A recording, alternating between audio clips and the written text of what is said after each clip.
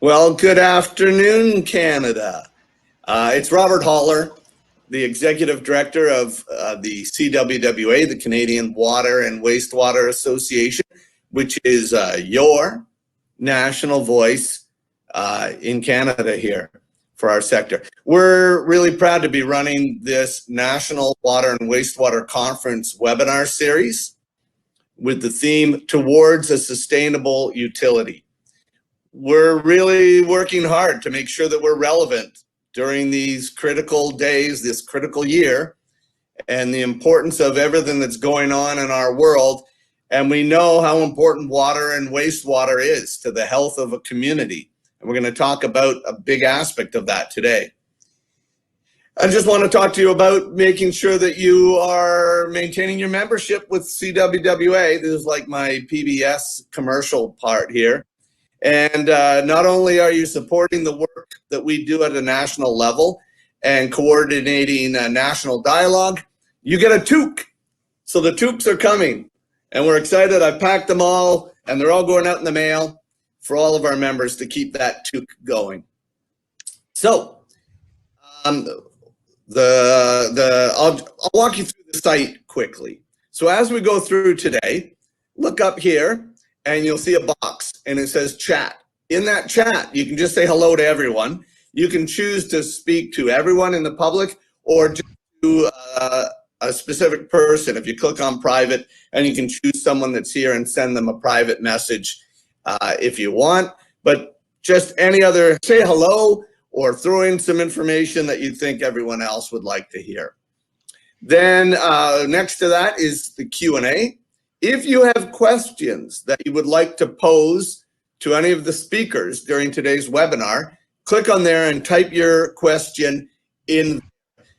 The moderator and I will be keeping an eye on those questions and making sure that we get them answered. We may answer them live on camera, or we may have somebody even just type in answers. So keep an eye on that Q&A zone. And beside that is the polls. I'm not going to go there yet. Our moderator, Beth, will introduce the polls in a few minutes. So the theme today is, well, the theme of our whole webinar series has been Towards a Sustainable Utility. We are developing, as all of our committees of CWWA, a guidance document for all of our members on how to move towards a sustainable utility. And each of our technical committees has taken an aspect of that. And at the end of February, we're going to bring it all together in a closing plenary where we can discuss how do we put it all together as a utility and really get to that sustainability.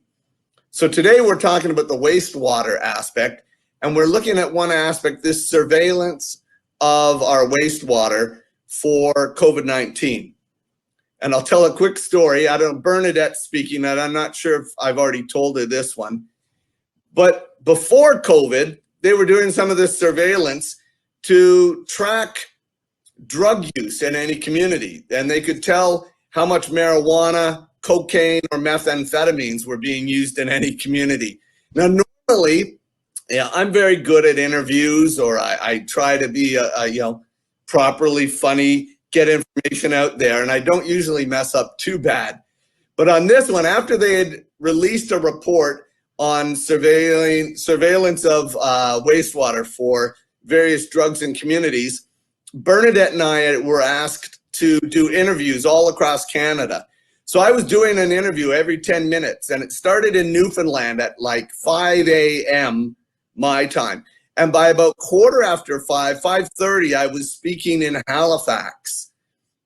And the reporter there said, so great, we got this report that says marijuana and cocaine use in Halifax are average and methamphetamine use is low. So what are we supposed to do with that? And of course I said, well, if I was a meth dealer, I'd move to Halifax. It's an opportunity. Dead silence on the radio until I started laughing. And so, no, I was just joking and tried to speak to the importance to health units. So we're going to talk about that today, that question of, so you've done this, so what? What are we going to do with that information? So I'm really excited that we'll be talking about that today. We can't do this without our sponsors. And today we've got a really great sponsor who's been supporting us in a number of our events and has been a member of CWWA for years. And I welcome Avensis Solutions, Inc. today.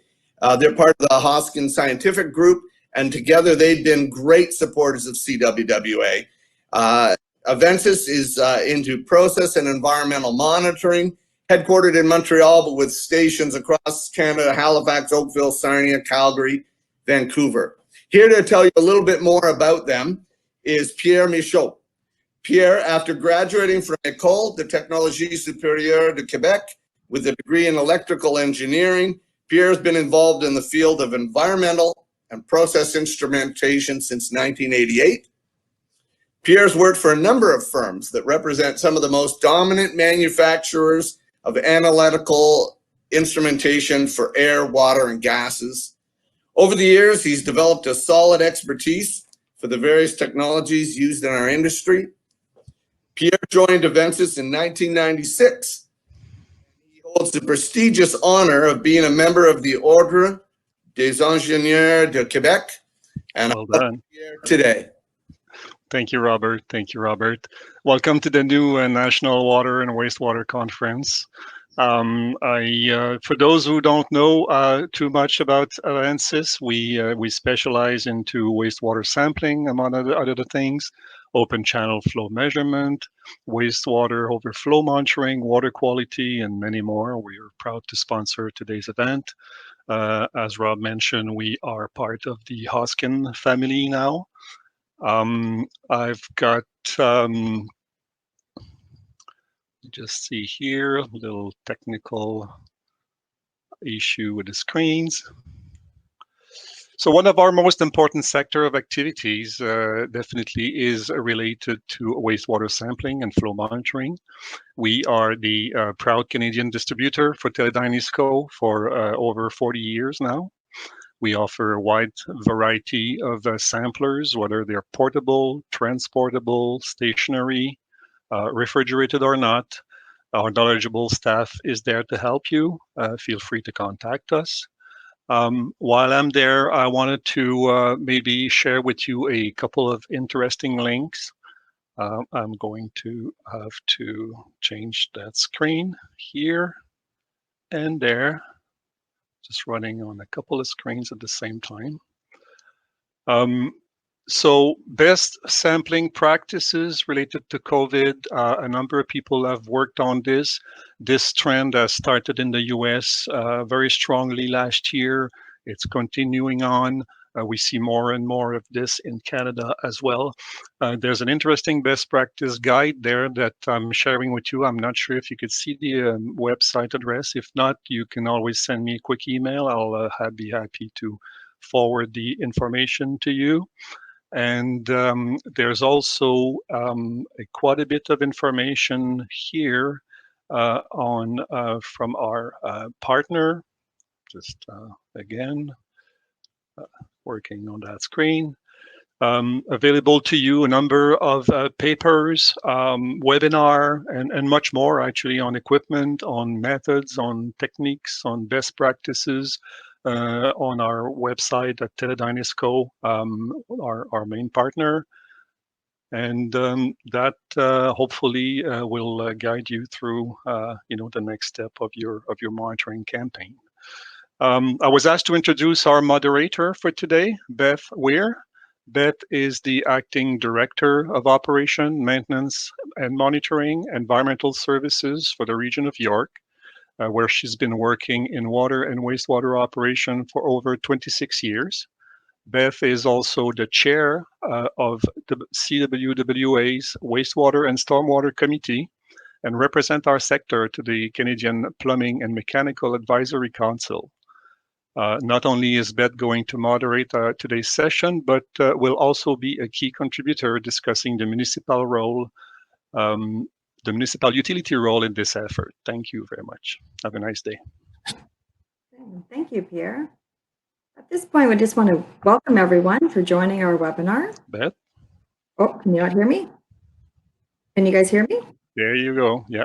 Okay, perfect. Okay, so thank you, Pierre. Well, Sure. thank you, sorry. Welcome everybody to our webinar. At this point, I just want to take some time to get to know everybody that is on the call. So if you could take some time to reply to those poll questions located to the left of your screen at this point, that would be great. Just give you a couple of minutes to do that.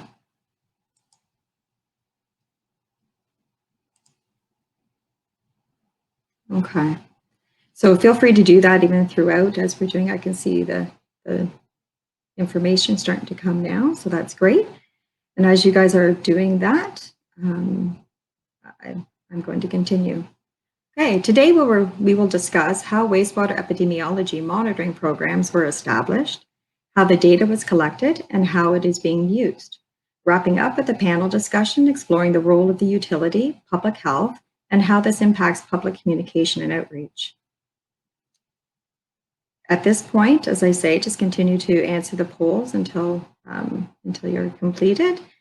And I will move on to introducing our first speaker, Bernadette Conant.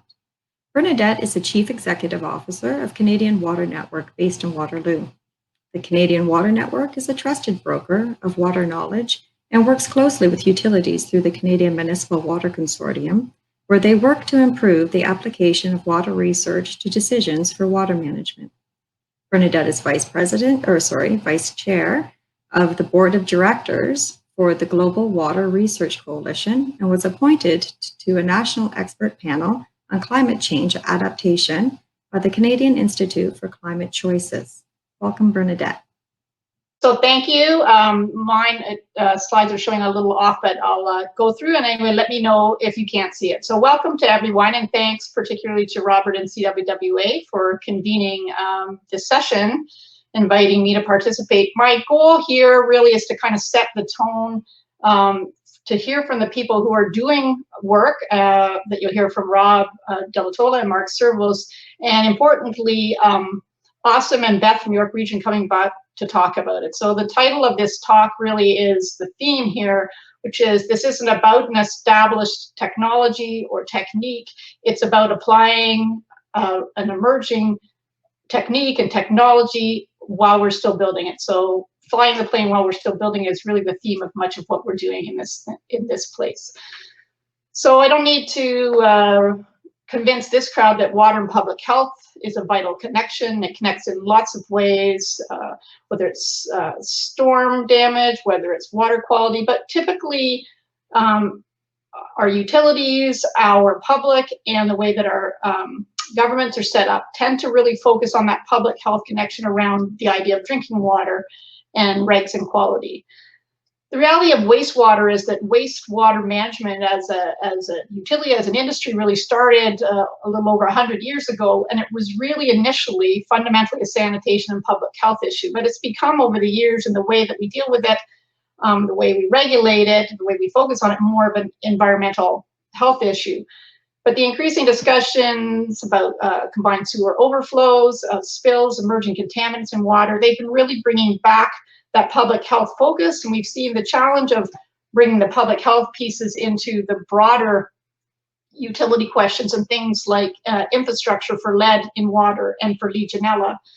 But I think wastewater and the COVID issue is a pretty strong example of the potential for wastewater not to be a sort of a receiving tool, but wastewater is a proactive tool to support public health decisions. So what we're talking about today is really wastewater testing and surveillance as a public health tool.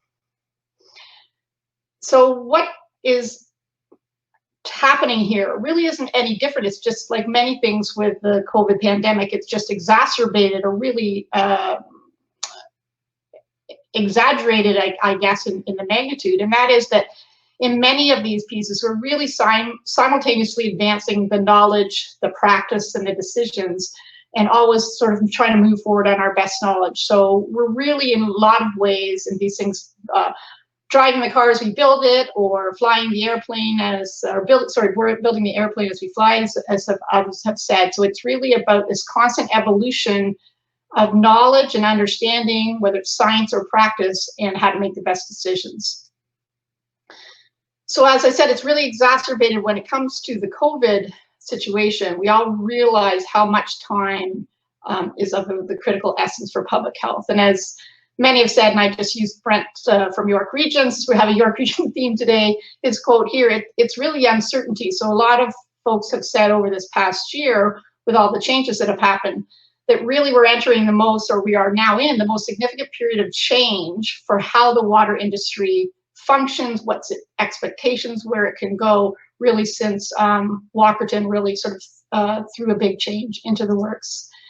And for those of you who are fans of WHO and Dr. Mike Ryan, have heard him, that the need for action in the face of uncertainty is huge when dealing with health crises and pandemics. So he says the greatest error is not to move, and that speed trumps perfection when it comes to dealing with outbreaks. And I might sort of say in the context of this discussion that in places like this, often speed and public health trump certainty. So it's like, how much certainty and how much knowledge do we need to make a decision? And that creates a real challenge for governments, as we have seen in terms of, and when we're talking about public health, when do we know enough? And when is erring on the side of not knowing better than moving forward, or not moving forward, sorry. So in March, when the pandemic was declared, we went immediately to work at home, and within days we had been asked by our consortium leadership group to help create a national conversation, to help them talk to their peers and really make sort of a collective, rapid decision-making, understanding what was happening. So you can actually download from our website those conversations. They extended right across Canada and beyond our consortium leadership group. They were initially weekly and then went to bi-weekly as we move forward. At the same time, Canadian Water Network's the Canadian representative, and I sit on the board of something called the Global Water Research Coalition, which includes the Dutch from KWR. And the important thing is that we were hearing very early on about the initial wastewater surveillance work. And it became very clear to me that in terms of bringing some coordination to what this means and what this might mean for Canada, we needed some ability to synthesize and coordinate and align that information.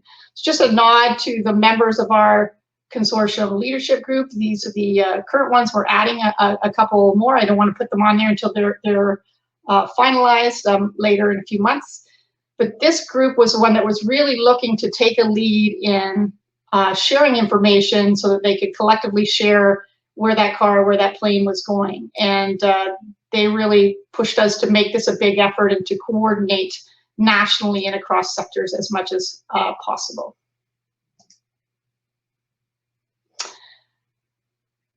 So the Wastewater Coalition was what we stood up in April in response to that, and the intent being to really create a national focus and framework, not to own any piece of it, but to really enable all parts of the Canadian sector to collaborate, align more quickly and more effectively to move forward. So the quote there, really the idea here was that to help Canada to better address and to assess, not to promote the technology or to say it's good or bad, but really help the collective community address and assess what we needed and what a reliable use of this technique as it all could look like.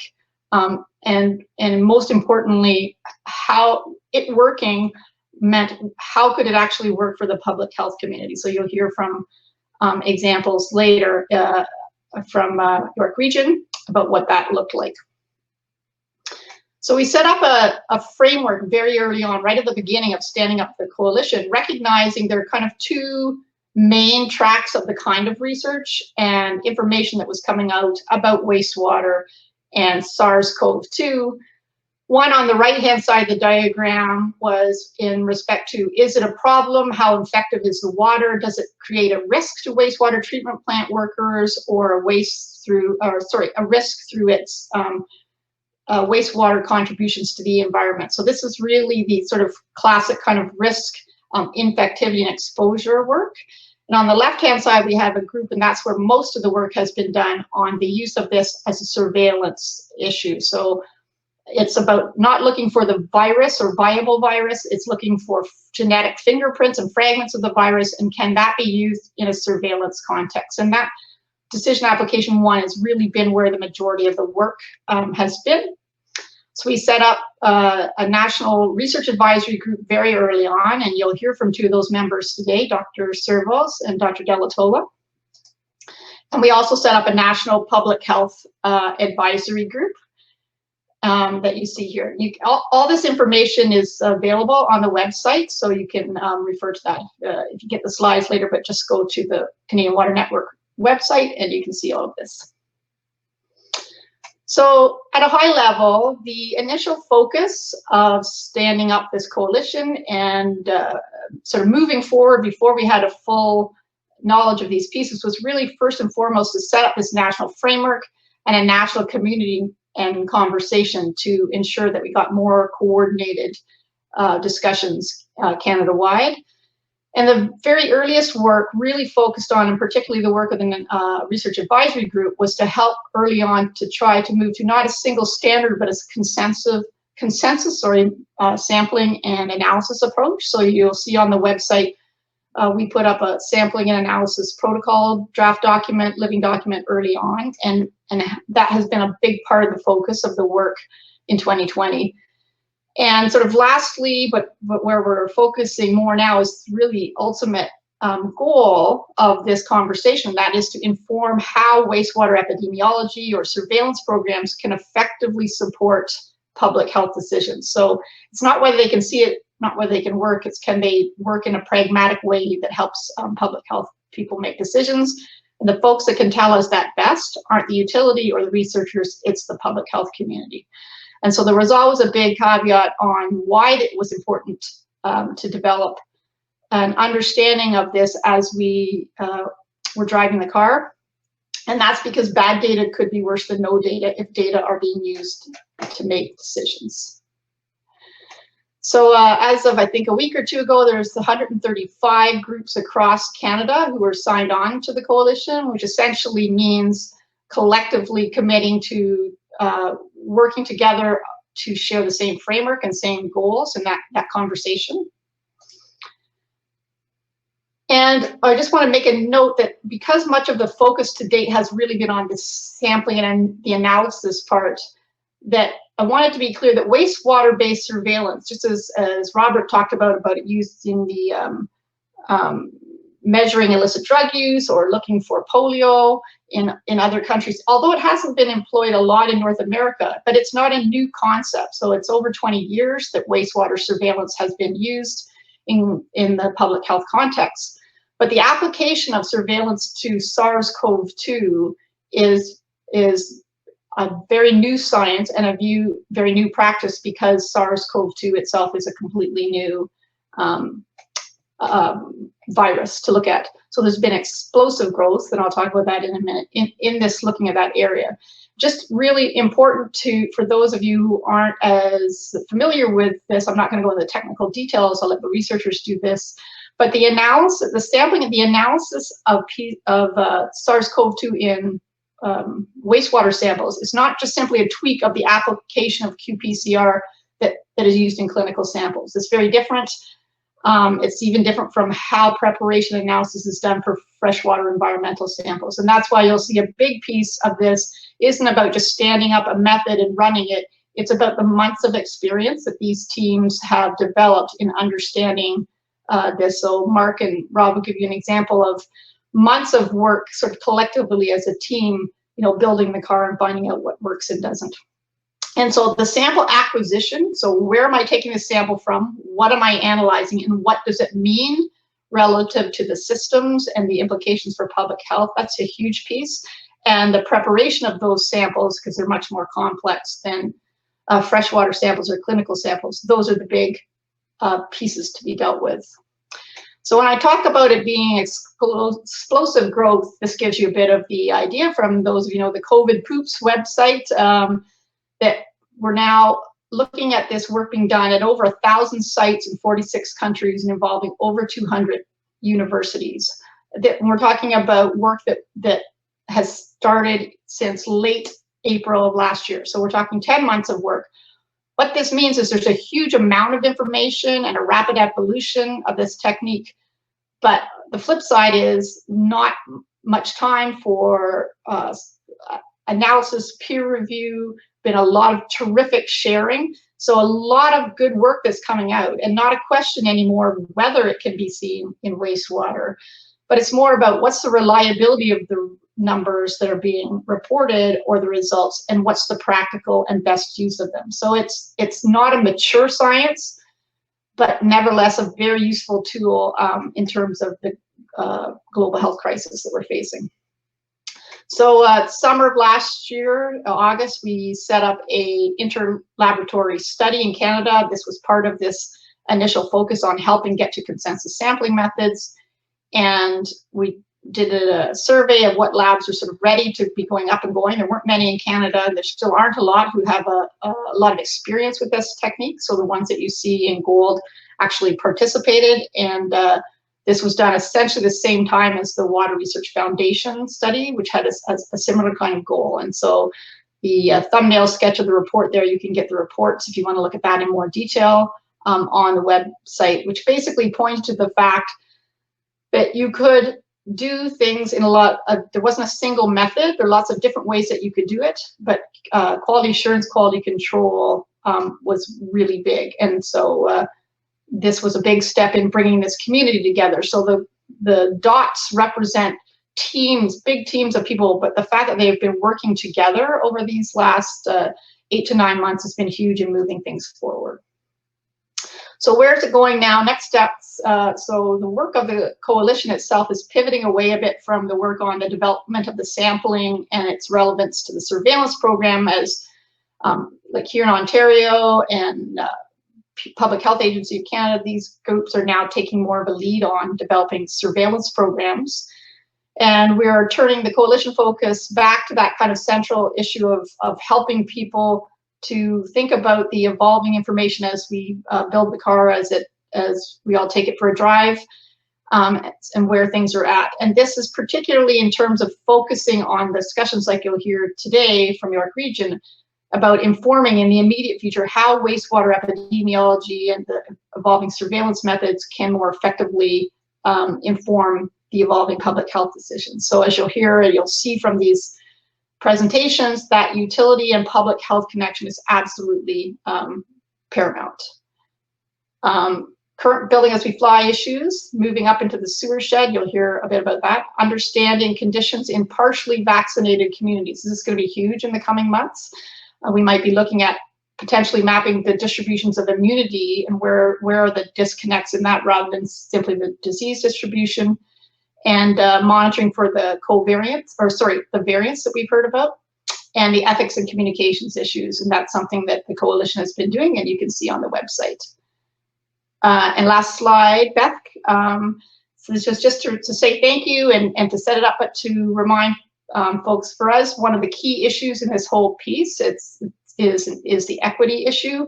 And you're going to see that, you've seen that a lot in some of the discussions about hard-hit communities, about vaccinations. And I think that the wastewater surveillance technology can play a big piece in this, because I think those issues are only going to become bigger going forward. So sorry about that, Beth, to take us off slow.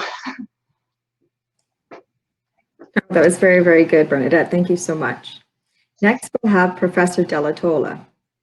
Professor Robert Della Tolla is an associate professor at the University of Ottawa. He is the associate director and former director of the Ottawa Carleton Institute for Environmental Engineering. His research is focused on biological wastewater treatment, with a particular interest in the application, modification, and optimization of wastewater treatment technologies. Welcome, Professor Della Tolla. Thank you, Beth. Thank you very much. And thanks to you, thanks to Robert, thanks to Kara and CWWA for the opportunity to share some of our work with everybody today. This work was really done at the University of Ottawa. It's been done in collaboration, in partnership really with CHEO Research Institute. And we have a lot of great partners. We have the City of Ottawa, Ottawa Public Health, City of Hamilton, Public Health Unit of Hamilton.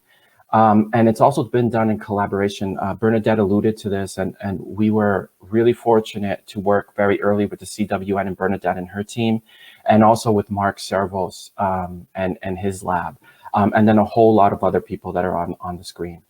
So these are the actual people that are doing the work. So these are the 8 people in my lab who have been doing this since April or more recently. And all the data I'm going to share with you today is really their data and what they were able to generate. So today I would like to speak to you guys about 2 different studies. So really the study of this monitoring COVID-19 in wastewater in Ottawa and also in Hamilton. So we'll start with Ottawa first. So basically, we've been collecting and measuring COVID, or the signal of COVID-19 within the wastewater treatment plant here in Ottawa since April 8th. And the wastewater treatment plant services in Ottawa about 910,000 people. So it's quite a large population base. And what you see on the screen is the sewer shed that feeds that wastewater treatment plant. And it's a quite geographically spread out and large sewer shed. And if you could see and read the numbers, the blue numbers on the screen, those numbers are actually the residence time within the sewer shed and the time it takes for that sewage to actually reach the wastewater treatment plant. So you can see it goes up to 35 hours. So ultimately, the sewer shed feeds the wastewater treatment plant. There's a picture of the Robert O. Picard Environmental Center on your bottom right, and that is the wastewater treatment plant where we did our sampling and are doing our sampling. So to look at the treatment plant a little bit to begin with, we can see that there's a lot of treatment units within the treatment train of the wastewater treatment plant. And really, when we started this study, we started to sample at 8 different locations within the treatment train, really to answer the question of where is the best location to actually monitor and track or identify the signal, that genetic code of COVID-19 within the wastewater. And out of all those spots, we ended up focusing and seeing that it's the primary sludge where we can get this really strong signal and reliable signal, like the highest sensitivity we're able to attain out of the 6 locations. And we think that that's because of the partitioning of that fragment within the wastewater itself. So once we got the sample, what do we do with it? Well, we isolated and said, okay, look, the primary sludge is the location where we can have the best detection and sensitivity in terms of measuring that signal. Once we had that, we did a simple step. In fact, we modified that recently. Right now, we're just centrifuging to concentrate that sample. Then we extract that RNA component, the genetic code. We go through this process of RT-PCR amplification to measure it. And if you follow that green arrow towards the bottom of the slide, you'll see that we do a normalization step, and we normalize our signal, our measurement, our concentration of COVID-19 RNA within the wastewater by a reference gene. And that reference gene is labeled here as PMMOV, and it's the pepper mild mottled virus. And it's really a fecally shed, ubiquitous virus that we find within the wastewater that we use to reference and to kind of normalize all the variation that's inherent to wastewater, dilution, matrices effects, and also sampling variation and all of those things. So going straight away to the data. So what you see on the screen is the data from this study between April and June. So you see 2 graphs. The top graph, the color, the blue and the orange data sets are the N1 gene region and the N2 gene region of the COVID-19 RNA signal, the SARS-CoV-2 RNA within the wastewater. And the gray data you see on that graph is % positivity. And that's the clinical metric that we started to graph our concentrations in wastewater against, because at the time between April and June within the city of Ottawa, there wasn't thought to be sufficient testing being allocated and being rolled out in order to use case numbers as a true indicator of the prevalence within the community. So we used % positivity. And then if you look at the bottom graph on the screen, you will see now we're changing the units. We're going from copies per liter to copies per copies PMMOV. And that change in unit allowed us to now see a different trend within the wastewater. And we think allowed us to normalize against all those variabilities within the wastewater and see what we think is maybe a truer trend of that prevalence of COVID-19 within the wastewater. So that was a data set between April and June. Now looking from June to August. And what you see here are 3 different graphs, the top graph being the wastewater data. Again, so that's the N1 and N2 gene regions. The middle graph being the number of daily cases within Ottawa. And the bottom graph being the current hospitalization cases. So if you look at the graphs in general in this time period, the first thing you may notice is that we started to increase the frequency of sampling. So we're sampling once every 2 weeks to once a week. And by the time June came, we're sampling every second day. And if you look at whether it's the wastewater signal or the number of new cases between June and July, you're really seeing that we were doing quite well in Ottawa. It was low concentration of that signal within the wastewater and also new number of daily cases every day. But then on July 17th, we saw a 400% increase if you look at the wastewater data, the top graph. And if you look at that graph, you'll see that that occurred on July 17th. And if you follow down to the middle graph, you will see that we saw that same uptick in case numbers 2 days later. So we were able to identify, and that really on July 17th was the start of the second wave in Ottawa. So we were able to see that resurgence or start of the second wave about 48 hours before we saw it in terms of clinical data. And if you go down to the bottom graph and you look at the hospitalizations, you see peaking 4 days, 6 days, and 14 days, the ultimate peak, related to that second wave resurgence that started in Ottawa. So one of the first things, I think Robert mentioned the question early on about so what? And one of the first one of the first so what answers we had is, yeah, maybe in the Ottawa case study, you could see how the wastewater might be an early indicator of what's to come in terms of clinical data with respect to prevalence of the disease in the society, in the community. Okay, this graph does not look at all the way it's supposed to look like. So this was supposed to show the data between June and January. And it's on my screen, I'm just seeing a lot of orange on the graph, unfortunately. And hopefully maybe the next graph came out better. No, it did not. So between these two graphs, really what I was trying to show here was really the data set between June and January, and really to kind of mimic or to kind of compare the wastewater signal versus the number of new cases, the clinical data signal. And what you see, or what you would have seen if you were looking at this, is that the signals would have followed each other. And really what I wanted to show with these two slides was to talk a little bit about this question of what is the real take-home message, or what can we get out of the wastewater signal. And from this graph, even though you can't see it, what we were able to do is take home data is a couple of things. What we were able to attribute is basically these graphs look like two lines that follow each other. And so the question is always, well, if you have two lines that are following each other, why do we need a second line? Why do we need the wastewater concentration line to just mimic or show similar trends to the number of new cases or percent positivity lines? And the three things we've seen with the wastewater data in terms of our study in Ottawa are thus. The first thing is we were able to see that early resurgence. So in July, when we started the second wave, we were able to see that that the wastewater was a lead indicator. The second take-home message from doing this work for the last 10 months has been that we've able to see that the wastewater can track the clinical case studies going up and also going down. And that was always a question with us because of fecal shedding and how long people may fecally shed. There was always a question about whether the wastewater can do an adequate job of actually following the trend upward and also following the trend downward. And we've been able to see that it's able to do both of those things with the Ottawa data set. And then the third take-home message from the wastewater is that it's become a sense or a metric of reassurance for Ottawa Public Health. So what happened is once we determined that we were able to detect the second wave early within Ottawa, within wastewater, we started to sample every day. So we started to take samples every day from the wastewater treatment plant, and we run those samples 5 days a week and report in real time.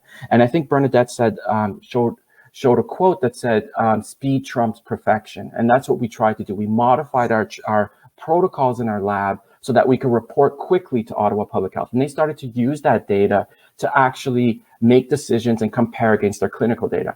And something interesting happened in October. October, right around Thanksgiving, the wastewater data was peaking in Ottawa. And what happened is the wastewater data, after it peaked, right around that time, there was new regulation and testing protocols in Ontario. So as the wastewater data is peaking, also the clinical data is peaking, then it became appointment-only testing in Ontario. And when you do appointment-only testing, what ends up happening is the number of tests per day change. And that has a direct effect on the clinical case numbers per day and the percent positivity metrics. But what didn't change is the involuntary sampling or involuntary contribution to wastewater. The number of people using the toilet and fecally shading really didn't change. So the wastewater didn't change at that time. And that's where we saw real interest from Ottawa Public Health in terms of using our wastewater. And during that time, as the rest of Ontario kept going up in November, the case numbers, the number of new cases in Ottawa started to go down. And the wastewater was relied upon to kind of show that that was really believed in terms of the trend of what was happening in terms of prevalence in the community. So apologies about not being able to see all of that. So one thing we are doing with the Ottawa case study is we are putting it online. So the Ottawa Public Health refers to the data on their website, but it's also being publicly shown on 613covid.ca. And we're doing that to share the science. And Bernadette talked about this and she articulated this so well, that it's really a community effort. So not only in Ontario, across Canada, but across the world.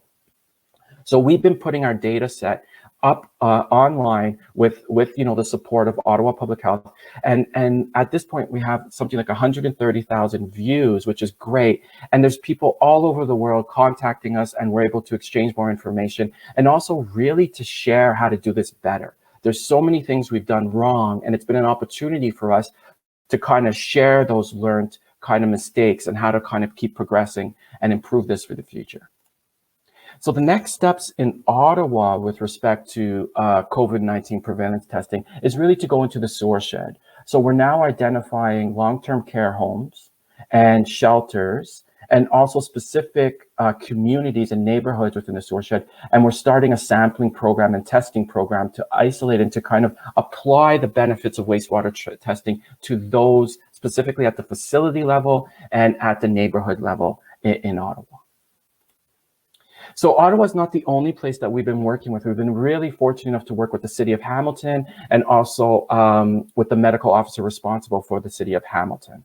And so the City of Hamilton data, this is great. This is the way the other graph, by the way, should have looked like, where you could see actually two distinct data sets. So here you see the orange line is actually the wastewater data, and the blue filled in area are the number of daily cases. The open circles are the raw data, and the line is the 5-day midpoint average.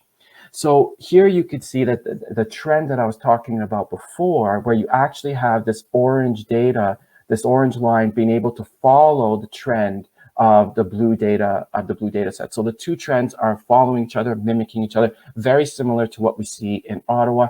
The difference is Ottawa has a lot more data points. Here we're sampling 3 times a week. Ottawa is 7 days a week. But I wanted to share one specific example of what we're doing in Hamilton that I think is quite unique, at least unique for our group. And one thing we're doing in Hamilton is we started in the month of December actually looking at a specific long-term care facility. So the bottom right picture shows that facility on the left-hand side of the picture. And the City of Hamilton's been fantastic in able to access the sewer shed for us. And if you look at the pictures on the left, they were able to suspend auto samplers, so an ISCO, within the manhole upstream of that long-term care facility, and again, downstream of that long-term care facility. And they were able to take samples and composite samples across 24-hour periods. And what we've been doing since early December is we've been looking at the concentrations of the upstream and the downstream sample relative to that long-term care facility. And they were able to isolate these sites where the downstream has the same water flowing from the upstream, just with the simple addition of the long-term care facility contribution. So with that configuration, we were able then to look at the data set.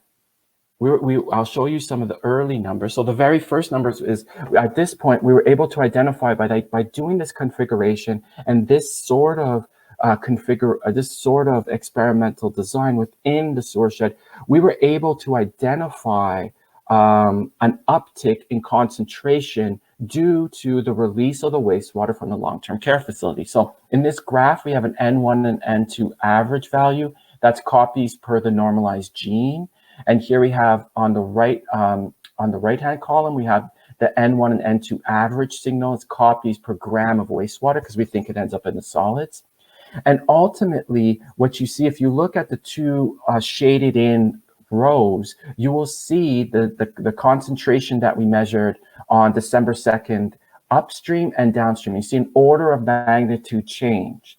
And that order of magnitude change corresponded to an outbreak within that long-term care facility. And in fact, when we did this analysis, the upper concentration, the upstream, was relatively high. And that actually corresponded to a retirement home that catchment basement was feeding into. So we have this signal, this ability to detect. Where we're going now is to be able to take that and understand in the sewer shed how to best normalize, what are the best units, and how to be able to follow trends in the sewer shed. And I don't know if our group is there yet, but this is what we're working towards in the future. So with that, I thank everybody I thank again CWWA for the opportunity, and I acknowledge so many people who worked with our group. So thanks so much, Beth. Yeah, thank you very much, Professor Della Tolla. That was very good. I learned a lot of things. So it'll be interesting because you'll hear more from Mark right now. So thank you very much, Professor Della Tolla. So next we have Professor Servos. Professor Mark R. Servos of the University of Waterloo carries out research in the broad areas of ecotoxicology and integrated water resource management. Specifically, current research activities are evolving the environmental exposure and effects of emerging contaminants, such as pharmaceuticals and personal care products in the environment. Welcome, Professor Servos. Thanks, Beth. So we have a few minutes to talk about how a fish ecotoxicologist got involved in wastewater toxicology or wastewater and COVID. But I want to first acknowledge that we are working with a very large group of people at the University of Waterloo from many different departments, and we have been collaborating with all kinds of people, but in particular Rob Della Tolla at the University of Ottawa and his team, who were very pivotal in the first stages of our research when we were trying to figure out how this virus behaved in the environment. We're working with a couple of different regions, the Peel region, York region, and most recently now with the region of Waterloo, and then lots of partners that have been supporting the various aspects of the research. Again, the slides have changed a little bit, but in terms of wastewater-based epidemiology, there's this advantage that Rob was talking about in terms of the samples of the wastewater samples the whole community, and you can potentially sample a few people in a household or a long-term care home or 1 million people in a major wastewater treatment plant. So it has this huge advantage. Of course, that comes with disadvantages as well. But it includes all the individuals, whether they're symptomatic or they're asymptomatic, whether they go and get a test or they don't. And it includes all of the subgroups. So this has an important implication for equity within our communities, because some people may not go for tests or they might not have access, and the wastewater samples all of them. And it's independent of the testing protocols. As the testing protocols change, it doesn't matter to the wastewater what's happening in those different facilities. The other aspect of it is that it independently tracks the trends. It's not dependent on the other testing and all the factors that are going on. And it's a potential early warning system, as Rob had alluded to, and it has the possibility of informing other wastewater surveillance programs, including possibility of future pandemics as we move forward. The one thing about the wastewater surveillance is that it can support public health interventions. It's not something that gives you the yes or no or whatever, but it is another leg on the stool, as you might say, for assessing community trends. So it's a potentially very powerful and useful tool for us. So back in the early part of the pandemic, Peel and York and Toronto were hotspots. They were impacted quite heavily in the early parts of it, and as it's moved along, it's remained an area of concern. So Toronto, Peel, and York have been the center of the pandemic concern throughout the pandemic so far in Ontario, with a few of the other regions showing a spread over the last while. So the challenges that we encountered in terms of detection of SARS-CoV-2 in wastewater were there were quite a few challenges when we first started. So we started this back in April, in May, and we really didn't know a lot about the virus and how it was going to behave in wastewater. We knew the wastewater was a complex matrix, and we actually made a lot of assumptions that would turn out to be wrong. We went down many rabbit holes in our methods in trying to figure out how to look at this. But essentially, what we wanted to do was to look at this neocapsid protein and extract the RNA from the virus, and then this would go down into the wastewater, and we would then extract somehow that RNA out of the wastewater, and then we could amplify it using PCR so that we could detect it. And one of the problems that we had right from the very beginning was supplies. We basically had to go into the laboratory and use what we had because we had no way of getting additional supplies. And that was a real restriction on how we approach things. And even now, supplies are a big problem in terms of how we design our surveillance programs and our methods. So we developed a method, and we did this with a lot of consultation with the people in Ottawa. Essentially, we had to consider the safety. We had to figure out how to collect it.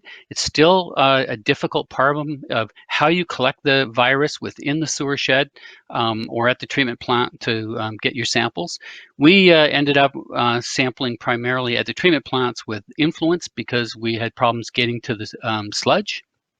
Then we have to concentrate it. There's a variety of different ways to concentrate it.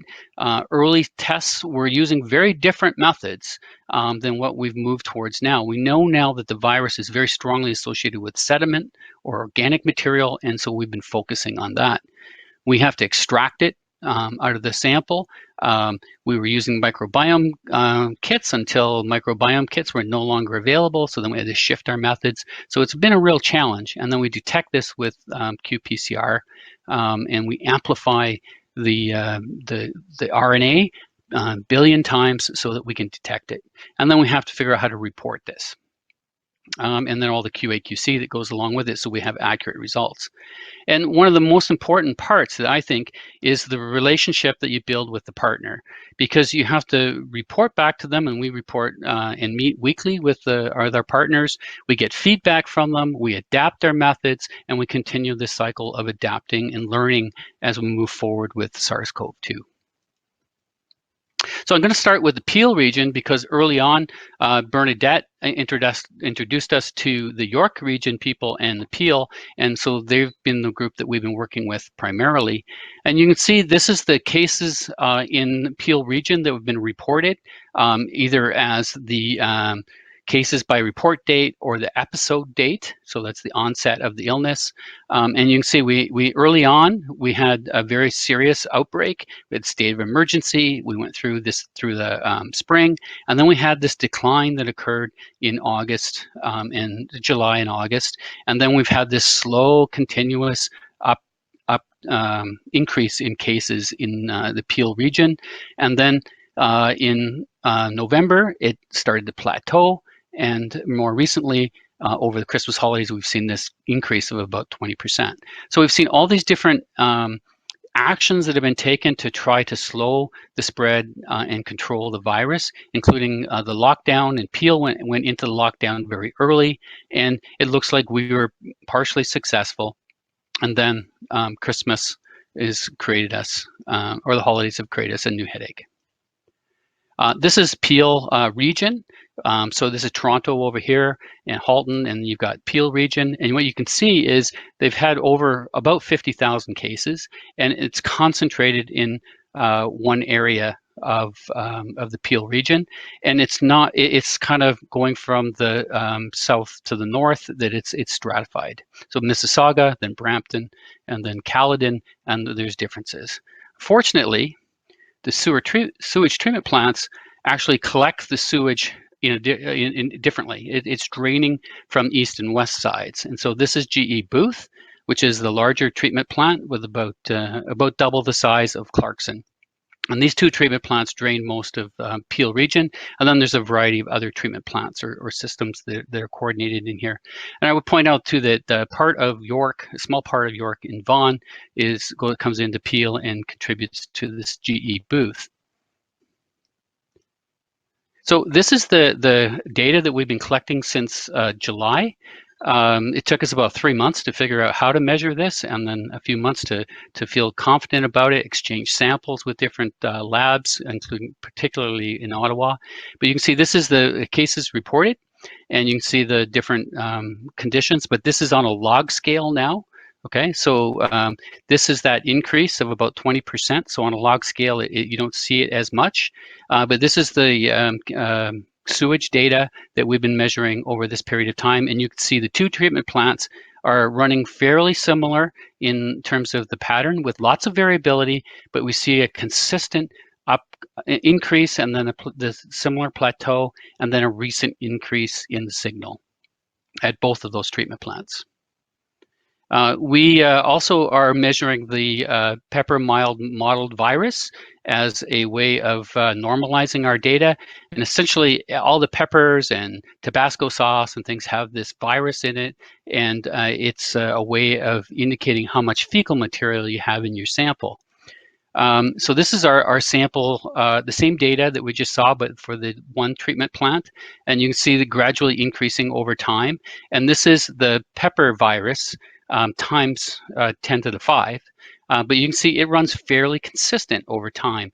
And it's an indication of the pepper, or of the fecal material. So the idea is that we can improve the quality of our data by normalizing. And when we do that and we normalize against the pepper virus and express it differently, we actually see a little tighter, a little bit less variability. It takes into account, but we still see the same pattern. We see this increase that occurred in the starting in about mid-August, and it just keeps intensifying and then plateauing a little bit in October, and then we've seen this increase in the last few weeks. Okay, so the next thing that we've been doing is that the region has been providing us samples from some sub sewer sheds. These are actually quite large sewer sheds. Moving up into the upstream into the sewer sheds is actually logistically very complicated, as people will know. But you can see that in these 3 sub watersheds that we've been sampling, there's been this same consistent increase in the signal over time.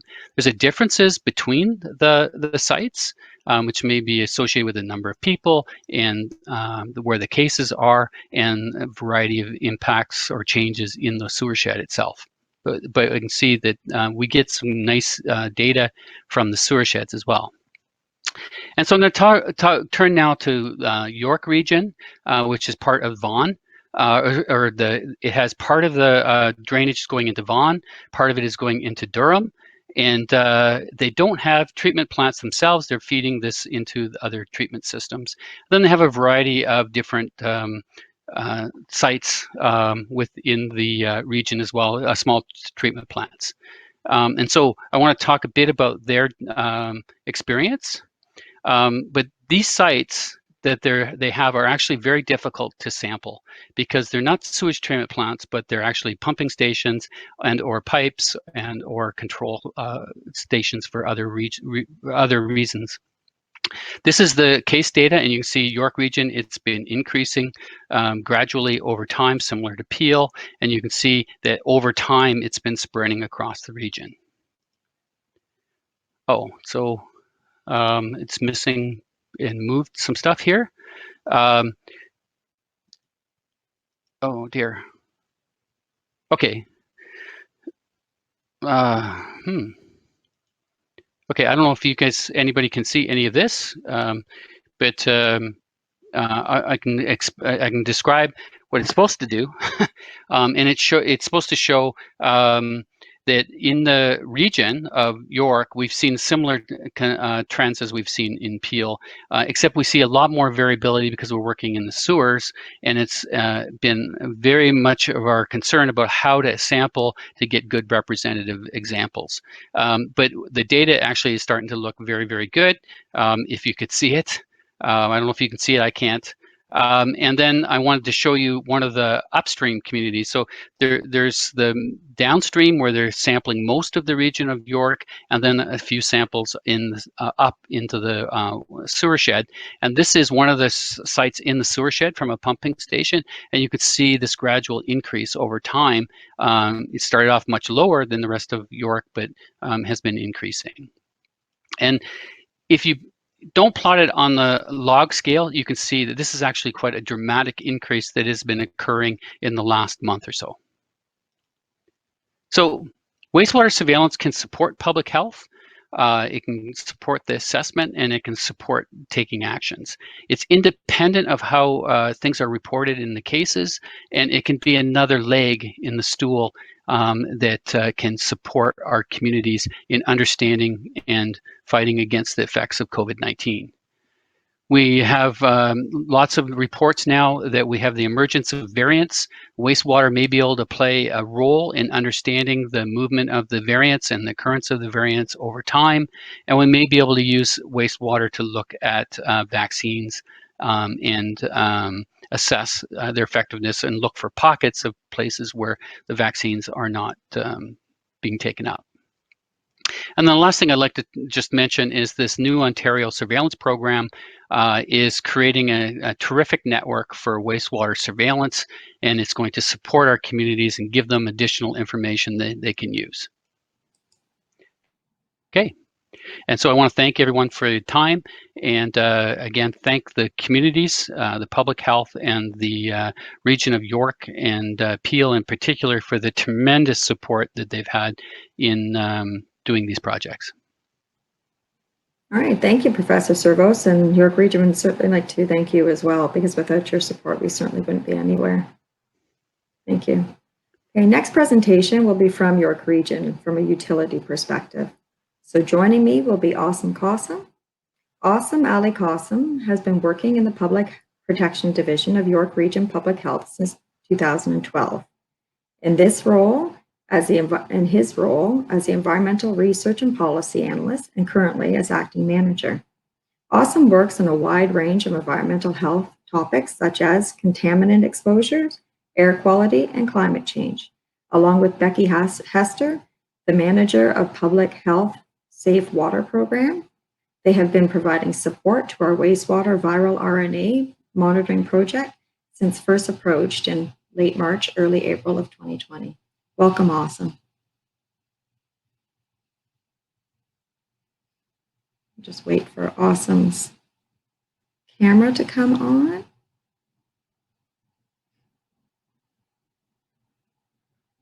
It's a little bit of a delay on our side.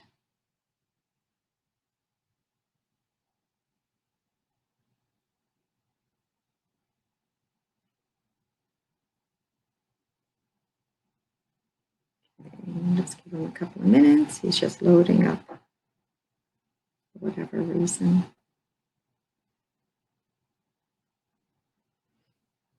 So what we'll be talking about more from the utility perspective is really bringing in CWWA's work, or CWN's work, as well as University of Waterloo and Ottawa, we've been lucky actually to work with all three. So our presentation will hopefully bring in the public health perspective as well as the wastewater operations perspective. So I think Awesome's going to have to log off and come back in.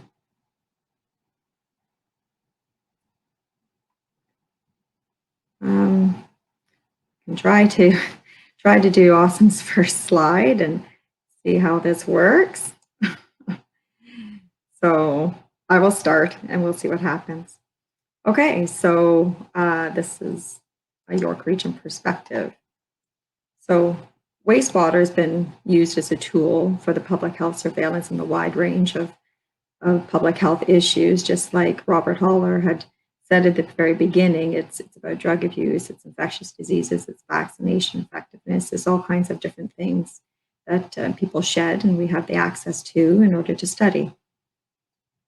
So the reason, we started looking at the Netherlands wastewater system 6 days before the confirmed case. So sorry, this is based on more the research. Is the Netherlands had shown that their research actually detected 6 days before their first confirmed case, they could see it within the wastewater. So it was already showing to start to be a good avenue for maybe public health to look into to this as a viable solution. The virus in the wastewater of residential dorm in the Arizona University. So you could see some evidence coming out probably more in September, October, where Arizona was starting to see it in the wastewater. Australia was showing it. So there's a lot of different people or different places that were already starting to see some of the usefulness of the wastewater epidemiology, and public health is starting to see that there's some value there. And then, of course, now the testing for the UK variant. So we are starting to see that within York Region, some of the variants come out. So I'm going to move to the next slide. So now I'm going to speak more on my slides, so maybe I could be a little bit better. So this is really about what did we kind of do as a York Region perspective. So the first thing, once the opportunity had come, and CWN was very instrumental to bring us all together to say, hey, we've got a product here, and I think that it can be used and be a very useful tool for PEAL or for public health. So with public health on board, you can maybe look at this and see how we can make it a very good tool. So the first step that we had to do is obviously bring public health on board and work with our Chief Medical Officer of Health, as well as our senior management team, to get the endorsement to go ahead with this project and to start down that road. So once we had that, we formed a team that included our environmental services and our health protection staff. So we are a large municipality, so we were lucky to be able to have our strategy and innovation team as part of our team, as well as our process engineers and our wastewater operators. And then on the health protection, we had our public health inspectors, managers, and also more recently, we're getting the epidemiologists looking at this information as well. So then after we have our team together, we all started doing our own research. We joined a lot of forums, both internationally and nationally. We consulted all of the municipalities that you've heard about today because we knew that everybody was interested in starting to move forward, as well as the Public Health of Ontario. We also touched base with them to see what can we do, how can we use this. We looked at some of the laboratories that were in Ontario that we could use. Was there an option of maybe a private lab that has gotten this off the ground? And at first, there was not, and we still haven't to date been able to make that viable. But we also looked at the World Health Organization as well as the Netherlands. And we started looking at, okay, how do we move this forward? Who are we going to get to sample? So if it's not the private labs, then who's going to help us try to get some data for ourselves?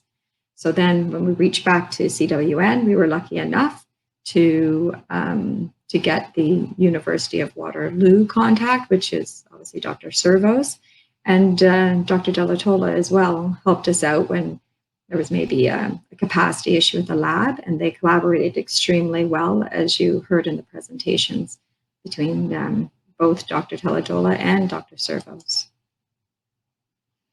So when we looked at our approach, you could look at monitoring the large population area or smaller population areas.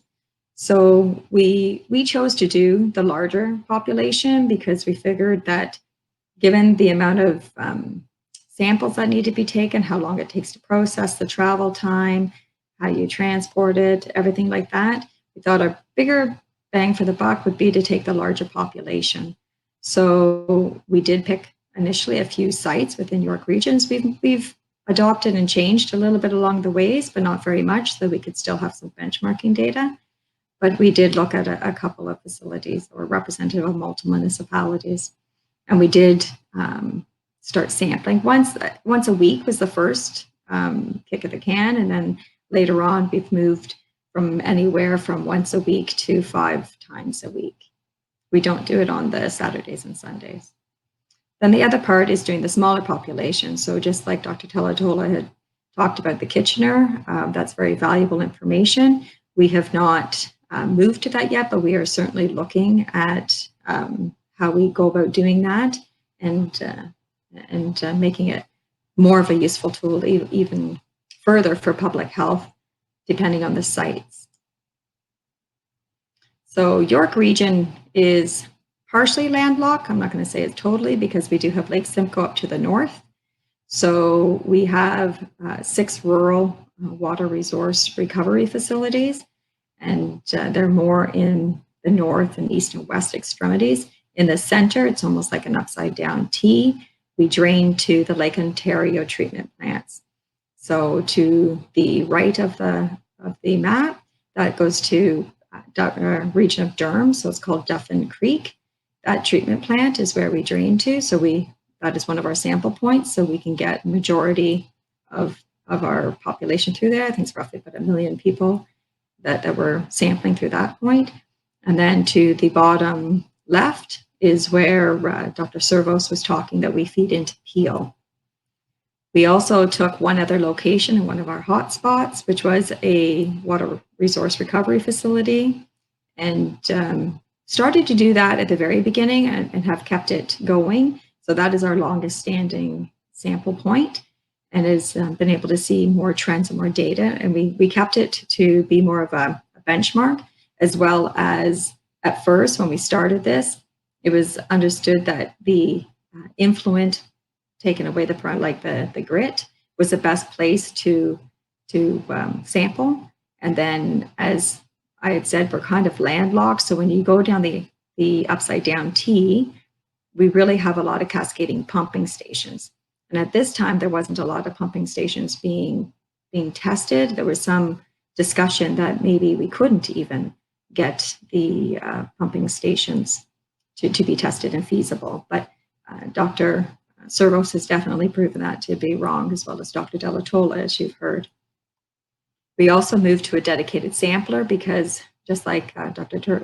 Servos had said, the consistency of the sampling and trying to get a viable sample each time at all these different locations and be able to travel in time and get it to the university became a challenge. So for us, it was just easier to dedicate a casual staff to do that.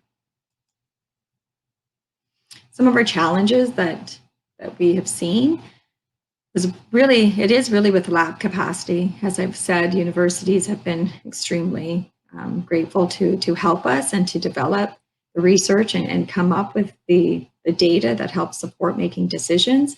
But they do have limited capacities, and they are generally research labs and not a profit or a lab that can really produce the amount of samples that I think everybody would need. That's why universities have only had a couple of municipalities that they can help assist. So the private labs, we've also been looking at how we can help them, and the universities have reached out to try to help them as well. It's been a huge collaborative effort. There's not been a lot of keeping information to your chest. It's been more sharing to make sure that public health is first and foremost. And one of the other challenges with private labs is the cost per sample can be $500 to $900 per sample. So you really have to make sure that you've budgeted and you know exactly what you think you're going to potentially test for, and how many locations, how many samples, and then budget for that. So again, with the dedicated consistency with the dedicated sampler. So we do need more research in York for the sampling of small populations and to determine our community prevalence. We're probably about 4 months, I would guess, behind Ottawa, because we didn't get our data until about September, I believe. So we're just in the throes of getting that, but I think that it won't take us 4 more months. I think that will come up quicker than that. And as you've heard, the fecal shed rates are there. And regardless of whether you get a clinical sample or not, you're going to shed the fecal rate. But there is still multiple variables too there, and there is a lag effect. So how much does one person shed? Who knows? Does it matter how ill they are or not? You really don't know how to necessarily totally equate that to population. So there's some variability there. It also depends on the wastewater infrastructure. If you have a lot of inflow and infiltration issues, that can affect the wastewater, but it's still not going to dilute the sample. It's just that you might need more sample, or you might need to just make sure that there's enough there for the lab to be able to get a representative sample. It's the same with the variations of flow, so the diurnal pattern can sometimes matter depending on the population that you are trying to sample.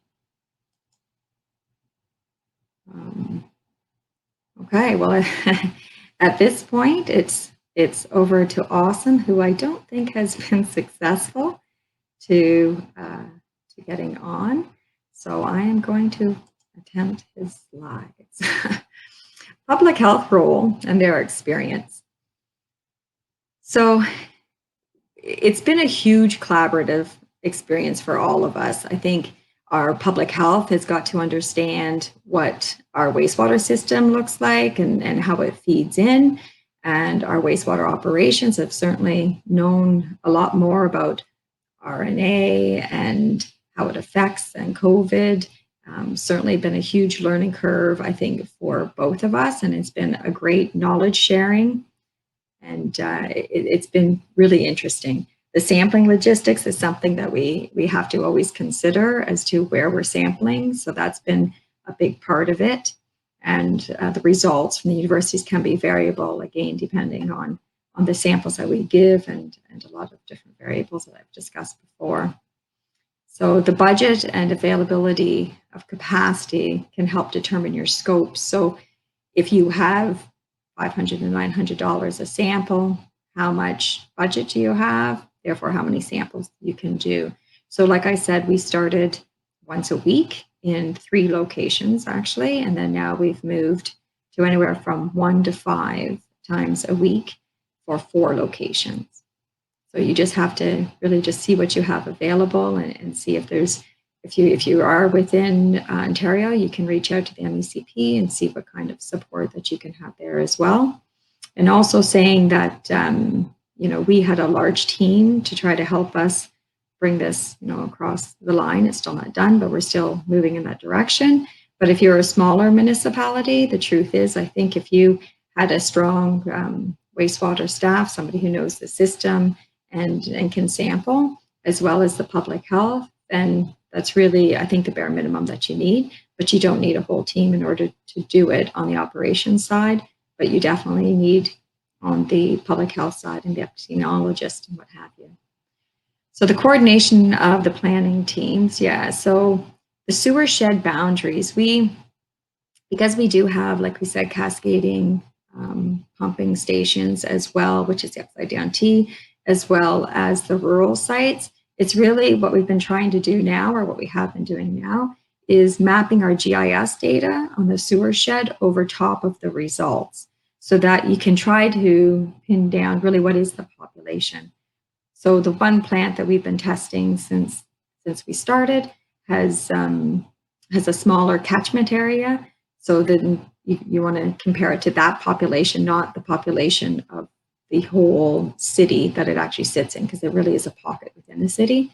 So you have to understand what the sewer shed boundaries are and try to overlay them to understand it.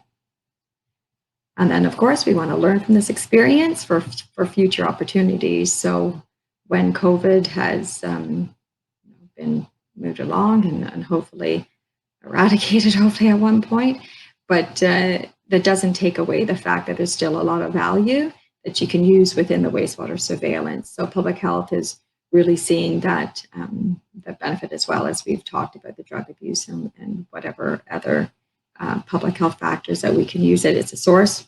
We're going to use whatever we can to try to help public health. So we've had there's all this collaboration, and it's been essential. Without having all of us together, there's no way that we could be anywhere within our position. So to the so what question is, so what? We want to know when there is a high spike within a population, if we can get down to a home or anything like that, then it's obviously going to help inform the public health decisions. And the more that we can inform it, obviously the better, the quicker, the better, because it's just changing so quickly. As everybody knows, you follow the news every day, it's totally different. There's variables in the clinical trials, there's variables in the wastewater data. So just looking at how we bring it all together is a collaborative effort that's not going to go away, but is essential. So we have to just be flexible and just ensure that we have the lab capacity as well. So we could say we want to test 10 nursing homes and as well as the other 5 sites, but does the lab actually have the capacity to do that many samples? And again, that's when we'd be looking probably for more private labs who, to our experience or to our knowledge, have not been able to execute it with quality assurance as well. So I guess at this point, I'm going to wrap it up. So I just want to thank the York Region staff who have been very helpful and paramount in executing this. So Becky Hester, Joe Lamarca, Mark Payne, Caitlin Peggett, Shannon Meadows, Natalie Hugh, Daniel Logren, Jennifer Kamai, Natalie Paradis, Virgil Tertulli, Anna Lacourte, Jim Gilmore, Kyle Snell, Graham Beach, and all the wastewater operators that helped us sample. The University of Waterloo, of course, Mark Servos and his team, University of Ottawa, Dr. Delatola and his team, John Minery from the Public Health Ontario, and as well as Bernadette Conant and Sandra Cook from the Canadian Water Network. So I have a question slide, but the truth is, at this point, is when I would like to just thank all of our presenters and just say that this is concluding our formal presentation portion. And at this point, I would like to welcome Hey, Mark. I'm going to jump in here for a second before we get in. Some of the technical difficulties. So I'm going to jump in to help you, Beth. Before we got some time left. Don't anybody leave because there's no rush. At 2:30, generally if you've got to go, that's okay. But if you don't, we're going to stay online here until we've finished most of the questions till 3 o'clock. So don't be in a rush to go away. But you were talking about, Beth, that coalition between York and the health unit and the researchers, Mark. I wanted to ask some of the other panelists if I can get them to come on and maybe talk about other coalitions that they've seen, how they've seen this work in some other communities, if they haven't mentioned it already in the first ones, because we've got a very Ontario-centered panel today, and maybe some examples. And Bernadette, you'd be knowing best going across the country how some other communities are dealing with this.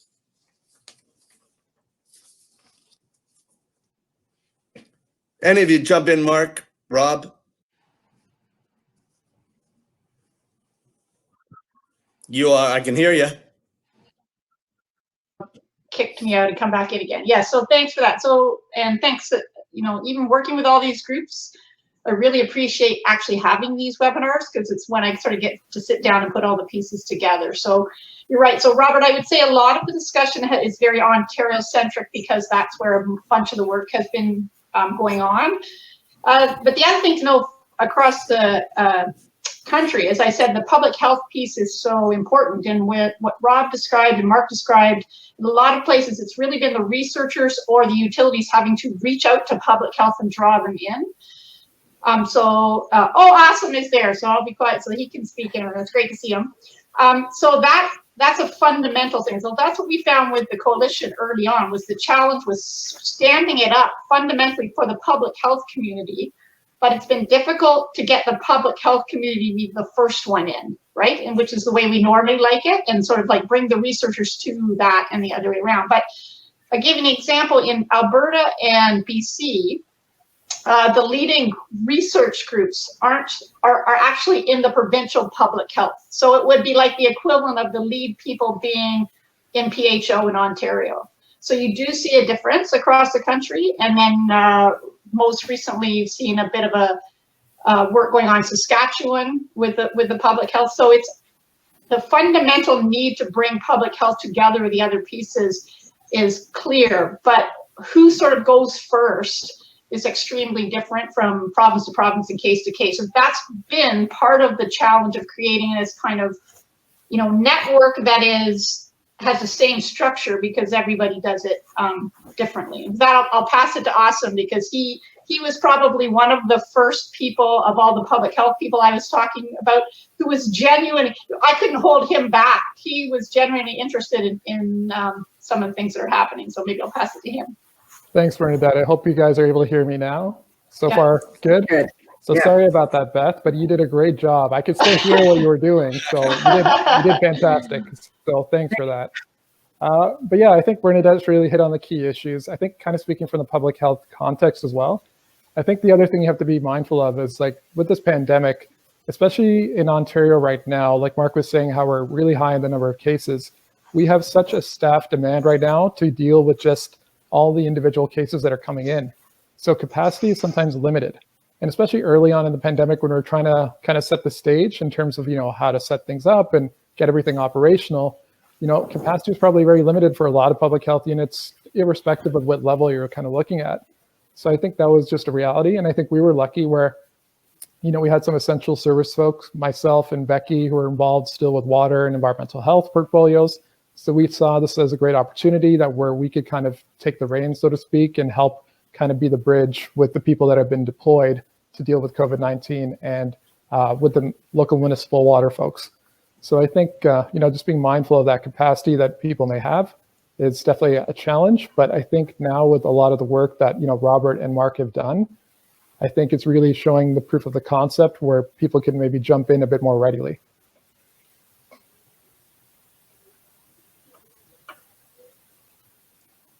All right. I was going to ask, in terms of the public communications and how we're getting this message out there positively, and Rob, you mentioned some, it's been a big news in Ottawa, in the paper that I follow, and you've been a media star. But how, and maybe Awesome, most importantly, to answer, how are you managing this public communications that really addresses the positive benefits of what we're doing without creating any fear?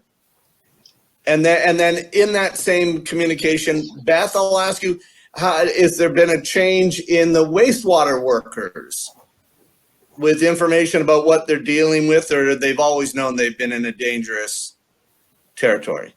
But there, I'll start with the public communications. Yeah, so I can maybe give a few thoughts to that. So in terms of our situation, at least, and Mark is really familiar with this too. We've had lots of discussions about, when we'd feel comfortable going public and things like that. So you're definitely right, Robert. I think we want to be a bit careful on kind of what we present. Early on, I think for us, we were seeing a lot of the variability. So we were concerned, how would the public receive that? Like a giant increase or a giant decrease might be misinterpreted. And so we were definitely conscious and careful of that. So kind of the decision we took was, let's wait for more data to feel more comfortable to see that relationship. Robert's done a great job also showing that relationship in Ottawa and, kind of seeing something similar here for us before we wanted to go public. That being said, though, we have got a lot of interest from, I've heard of councillors asking, oh, I've heard about this wastewater project in Alaska. Are we doing that in York Region, or can we do that in York Region? So we do get a lot of questions on it too. So I think it is something you have to prepare for. All right, Robert, did you want to add anything before I speak about the wastewater? Yeah, I would just say that from the Ottawa perspective, and not from public health, obviously, so just as a researcher, it's been really a positive, I think, on our end. But I will say that it took us a long time to get to what we're doing now.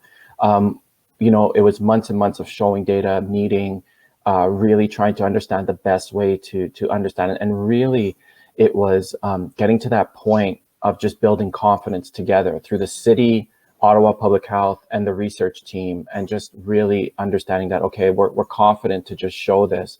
And it goes back to what Bernadette was saying. It's not perfect. Definitely what we're doing in Ottawa is not perfect, but it's something, and we're hopeful, and we think it's good enough to put up so that it's helpful. Thanks, Beth. All right, no problem. And then I would say on the wastewater side, yeah, I think anybody who deals with wastewater knows that we have zero clue what is in the wastewater that we're treating or conveying. So our PPE didn't change as far as the sampling and what have you, because we've always had gloves, we've always had shields, we've always had everything put in place. I mean, the masks are different when you're dealing with people, but nothing to do with the actual wastewater. That's more to do with contact with people. So I think anybody who knows, like I know one of our supervisors used to say, you know when you're a wastewater operator when you wash your hands before you go to the washroom and then after. So you don't know what you're dealing with, and people know that. So we have not had any pushback from any wastewater operator at all to sample. It's just been a course of business for us and just been a great, and plus they also understand that if we can help try to understand how to understand how COVID is spreading throughout our systems, because we do have multiple systems, then why wouldn't we give it? Why wouldn't we support it? So we've had zero pushback. We understand the total value of it. Bernadette, have you seen other public pushback or reactions across Canada or around the world? Because I know you're connected with our IWA and this around the world. Sure. Yeah, I would say I would characterize it less as pushback, as in leeriness of like lack of uptake. So actually, in the first months of working on this, the WHO, which has a working group on this, so the World Health Organization, was there was a lot of skepticism. And I think that's part of what I said before. I think the way this has evolved, as I always talk about trying to be an organization that's pull instead of push, right? That we're trying to find, I was looking for a need in the public health community saying, like, we're looking for different ways to make ventilators, to access vaccines. Are there other ways? And can we answer that question? Instead, what was happening is there's very little money going out to, and a lot of the countries were having the same problem, not just Canada. So the individual researchers and state labs in the States or utilities are either having to self-fund or go after money. And what that did was early on put this in a position of having to make, I think Beth made the point of like a business case. So almost every discussion I was in, somebody was having to make a business case to prove that it was worth looking at this technology, like it was a for-profit technology, as opposed to saying, here, let me pivot what we're doing to see if we can or can't find an answer. So it was really, there was a lot of, and still is, a lot of sort of reticence in the larger public health community from the WHO on down. It's changing. And what Awesome said is true. So the analogy I used to use was, especially in the early part of the pandemic, you know, me having this discussion was like going up to a firefighter who's fighting a huge blaze, and I'm yanking on her arm and saying, listen, I got this thing that can help you. And she's saying, like, leave me alone, I've got to fight the fire. But once you got the initial pieces when the blaze, and it came to kind of turning around and seeing there were piles of smoking embers anywhere. And now the conversation is, might I have something that can help you figure out which one of those smoking piles of embers is going to be your next biggest case? That was sort of where, you know, then she's interested because maybe she's going to move the equipment closer to that pile, or maybe she's going to do testing here first. So that's been the swing. Also, I guess I would point out, there's some very different use cases. So we're talking about Peel, and we're talking, you know, Montreal, Peel, Toronto, we're talking hotspots. It's the issue of actually being able to see it if you're doing your technique well shouldn't be the issue, right? So a lot of this really, what you've heard today was talking about being able to have some confidence in the trends so that you could see whether you're predicting what will happen with cases with lockdown measures. And that's a lot of been the application in the Ontario and frankly in almost all of the US.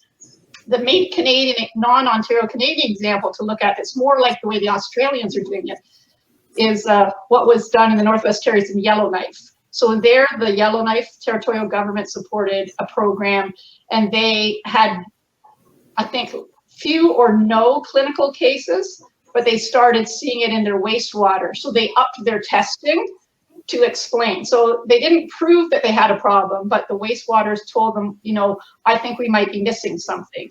So that's one of the other cases you're seeing, and that's what we're, you know, the application in places in small communities, or, you know, are we able to see something like they saw in the dorms at the University of Arizona, where it might indicate that we actually have asymptomatic cases. So that's the difference in what you're looking at in Toronto and Peel and what the Australians are looking at, where they're actually seeing if they can see the influence of truckers going through a community and looking for individual cases. That's the different kinds of cases you're using. So all of this are pieces that are going on. So yeah, but yes, that's a long answer to your original one, is slow uptake by the public health, but because the public health, it's been trying to make sense of a thing that's being pushed at them, as opposed to an organized effort to develop a vaccine kind of equivalence.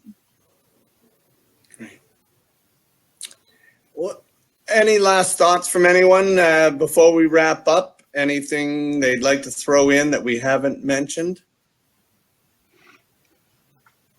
I guess I just point out that there's no manual for this. We kind of making it up as we go along with the best experience, and it's been one of the most collaborative experiences in my career in terms of everybody being very focused on trying to solve the problem and make a contribution. Great.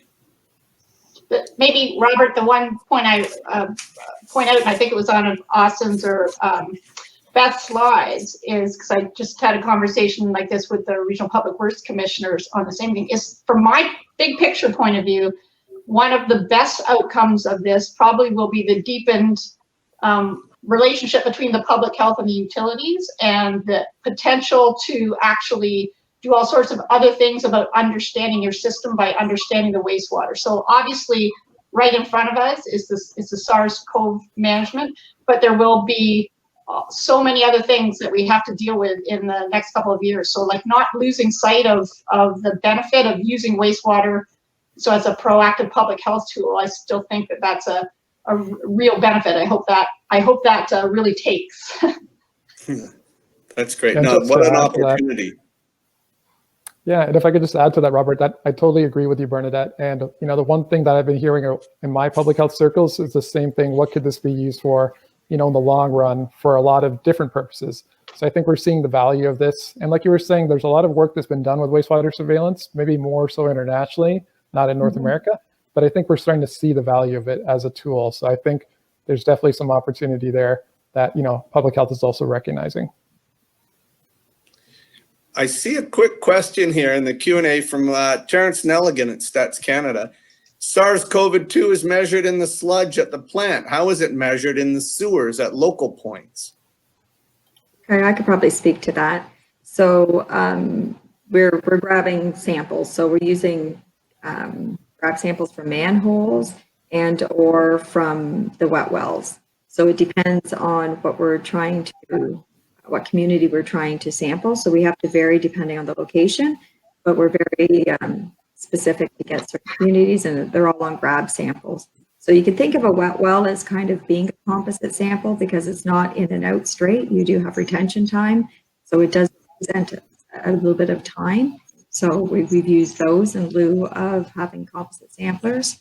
Yeah, at the plants, it's easier because you have the composite samplers that are already doing other regulatory samples. But the other ones in the sewers, you could use a composite sampler from Avensis, or you can just do the grab sample depending on what you're looking to do. Great. So I'm not seeing anything else. Well, I'm going to start by thanking Pierre Michaud for being here today. And as our sponsors with Aventis, I really appreciate that long-term support. I want to thank Beth for your water leadership, not today, but every day, all the time. We've been working you hard as our committee chair and representing us on so many fronts.